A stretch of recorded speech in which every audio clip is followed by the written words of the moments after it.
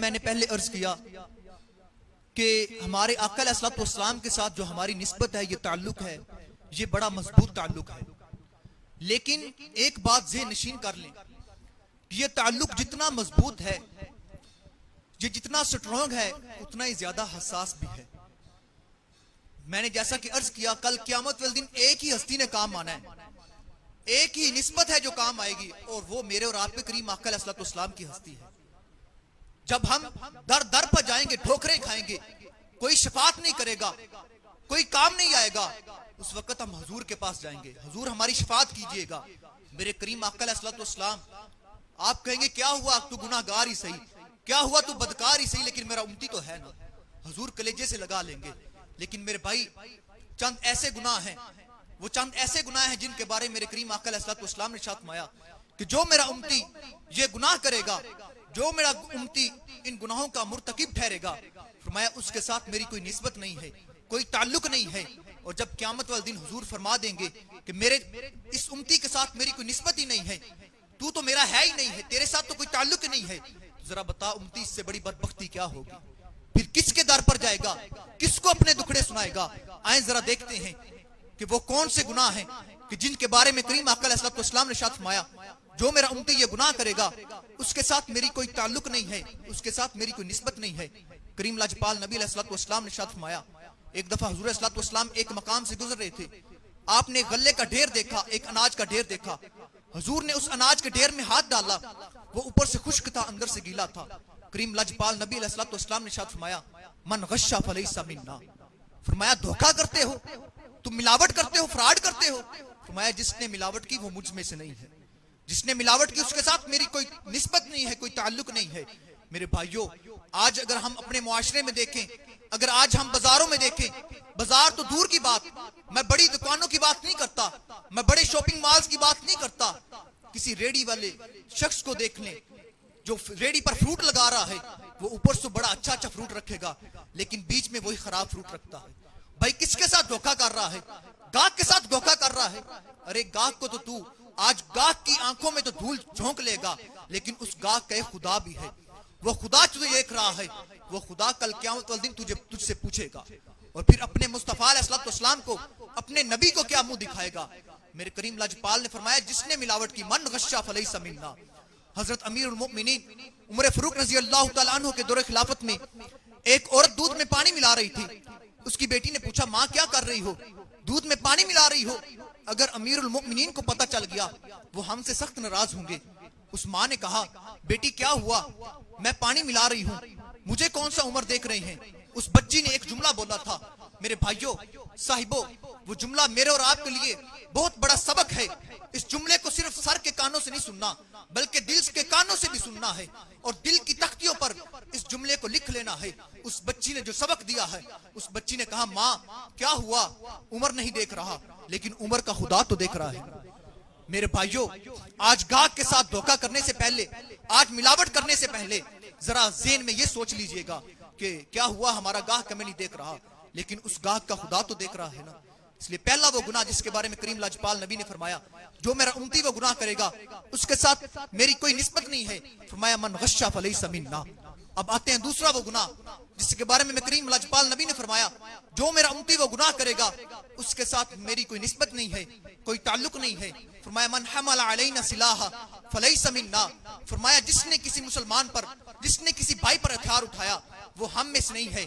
میرے بھائیوں، آج ہم دیکھیں اپنے معاشرے میں ایک گز کی خاطر، ایک انچ کی خاطر، چند سکوں کی خاطر بھائی بھائی کا گلا کاٹ رہا ہے، بھائی بھائی کا گریبان پکڑ رہا ہے.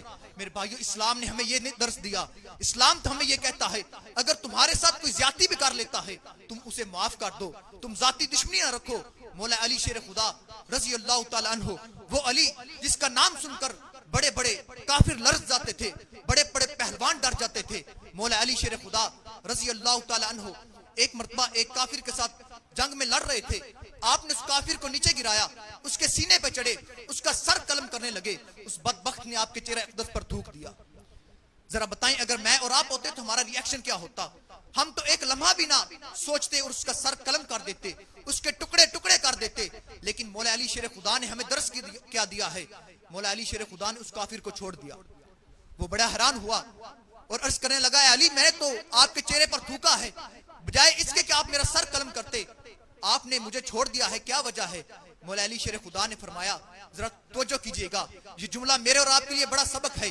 مولا علی شیر خدا نے فرمایا اے کافر، پہلے میں تیرے ساتھ لڑ رہا تھا، پہلے میں تجھے قتل کر رہا تھا تو اس میں خدا کی رضا شامل تھی، جب تو نے میرے چہرے پر تھوک دیا اب علی کی ذاتی دشمنی شامل ہو گئی ہے، علی تجھے اپنی ذات کی وجہ سے قتل نہیں کرے گا۔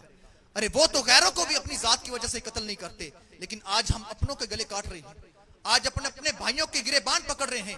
میرے بھائیوں، تیسرا وہ گناہ جس کے بارے میں میرے کریم آقا علیہ السلام نے ارشاد فرمایا جو میرا امتی وہ گناہ کرے گا اس کے ساتھ میری کوئی نسبت نہیں ہے، کوئی تعلق نہیں ہے۔